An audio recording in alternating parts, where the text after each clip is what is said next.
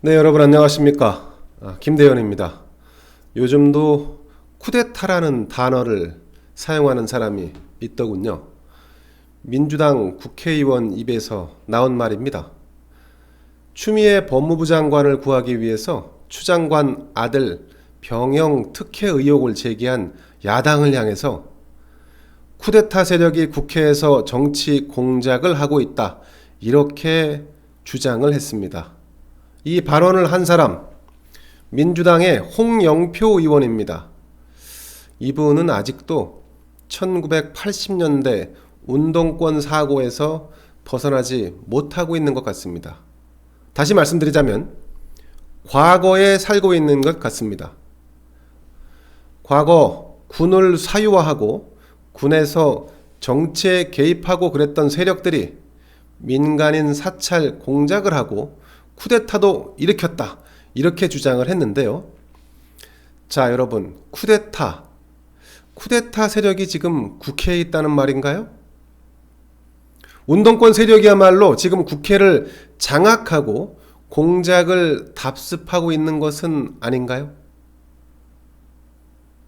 여러분, 지금 군을 사유화하고 군을 무력화하고 기강을 허무는 사람들은 문재인 정부와 민주당이 아닌가요? 자, 홍영표 의원 또 이렇게 얘기했습니다. 이제 그게 안 되니 그 세력이 국회에 와서 공작을 한다. 그들이 사회 분위기를 난장판으로 만들고 있다. 국회의원이라는 사람들이 가짜 뉴스를 가지고 상임위에서 공작까지 한다. 자, 여러분, 2020년 9월을 사는 오늘날 공작이 가능한 세상입니까? 공작이 가능하다고 생각하는 홍 의원은 공작을 해본 경험이 있으니까 그런 확신을 갖는 것 아닐까요?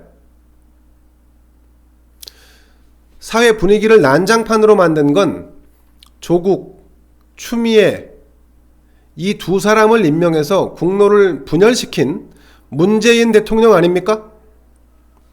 공익제보자의 증언, 검찰 수사 결과, 속속 드러나는 조국과 추미애의 거짓말, 이를 두둔하기 위해서 막말을 일삼는 더불어민주당, 공익제보자인 현 병장을 단독범이 아니다, 이렇게 주장을 하고, 이렇게 매도를 하고, 배후가 있다고 공격을 한 민주당.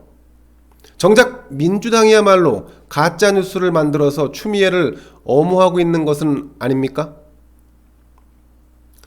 자, 홍 의원 또 이렇게 얘기했습니다. 과거 군이 부끄러운 역사 있는 것은 사실 아니냐? 쿠데타 세력에 대한 저의 시각이 있다. 국민의힘 신원식 한기호 의원에게 한 말은 아니다. 유감을 표명한다.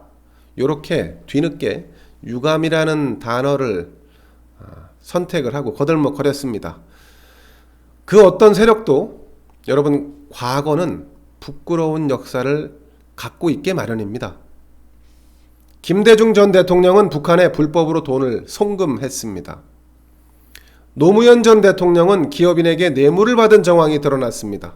결국 극단적인 선택까지 했죠. 운동권 세력이야말로 시위를 한 것 말고 국가 발전을 위해서 도대체 무엇을 했습니까? 군에 몸담았던 사람들이 모두 문제라는 인식을 갖고 있습니까, 혹시? 그럼 민주당 소속의 민홍철 의원, 김병주 의원도 군 출신인데 이들도 당신이 생각하는 범쿠데타 세력에 포함되는지 묻지 않을 수 없습니다. 도대체 국회의원이라는 자가 과거에 파묻혀 살면서 국민적 의혹이 제기된 추미애 장관을 엄호하는데 전력하고 있을 뿐, 상대를 비난하고 헐뜯는데 앞장서고 있을 뿐입니다. 민주화를 당신들이 이룩한 거냐고, 당신들이 이룩한 거라고 생각하십니까?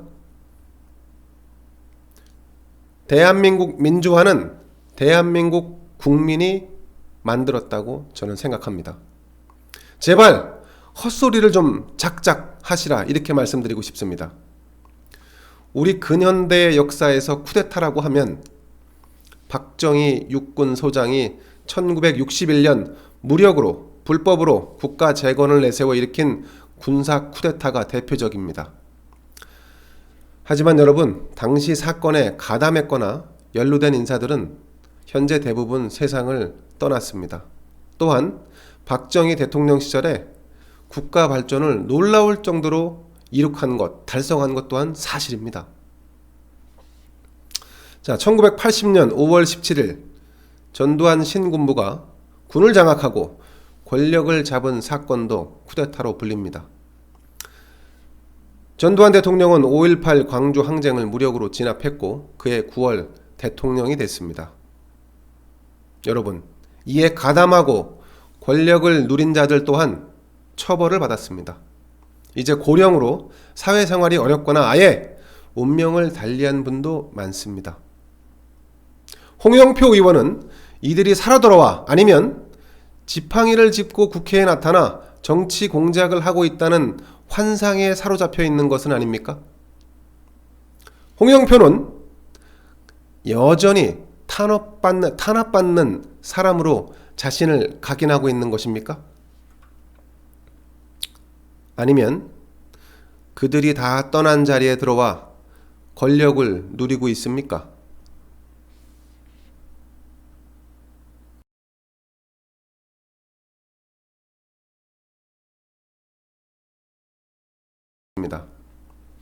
동국대학교를 졸업하고 1970년대 말 대우자동차에 취업했습니다. 여러분이 다 예상하시는 바 그대로 대우차에서 차량 생산보다는 노조 활동에 더 적극적이었던 모양입니다. 그럼에도 1990년대 중반 대우차 영국 판매범인에 나가서 해외 경험도 쌓았습니다. 기업에서 꽤나 대우를 받은 거죠. 능력이 있던 없던 말입니다. 그리고 2000년대 들어서 정치를 시작했습니다. 노무현 청와대에서 비서관을 지냈습니다. 그리고 나서 18대 국회의원, 19대 국회의원, 20대 국회의원, 21대 국회의원, 사선 중진의 국회의원이 됐습니다. 2018년에는 민주당 원내대표를 맡아 당내 유력 정치인의 반열에 올랐습니다. 홍영표가 국가를 위해 희생한 것은 무엇일까요? 대우차가 잘 나갈 때 해외 법인회까지 나가서 일했던 노조 전임자 출신 홍영표. 그가 국회의원이 되어 권력을 향유한 시간은 언 20년간 지속되고 있습니다. 40대 중반부터 늘 나라의 녹을 먹고 살아온 것입니다.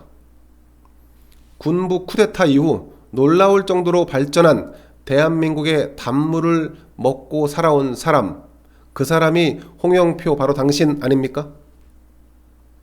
묻지 않을 수 없습니다.